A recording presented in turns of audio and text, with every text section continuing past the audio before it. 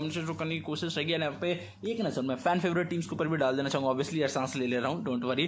But जहाँ पे थोड़ा सा एक हाइपर सिचुएशन क्रिएट हो जाता है वहाँ पे कहते हैं ना कि यार भाई प्रोफेशन एक भूल जाते हैं, सांस लेना ही कह सकते हो। टीम 20 के आपको यहाँ पे लफी डी MVP एक नॉकआउट होंगे। लास्ट प्लेस स्टैंडिंग के सेकंड लास्ट प्लेस अभी आपको भी देखने को मिलने वाले हैं। बाबू के स्पोर्ट्स को नॉकआउट निकाला जाएगा। लास्ट प्लेयर AEX के एस्ट्रो को भी खत्म कर दिया गया है। टीम हाइड्रा 6 फिनिशर्स के साथ फर्स्ट जोन में एक बेहतरीन गेम प्ले शो कर रही है। एंड नो डाउट अब मैं कहीं ना कहीं ये चीज़ एक श्योरिटी के साथ कह सकता हूँ कि अगर आने वाले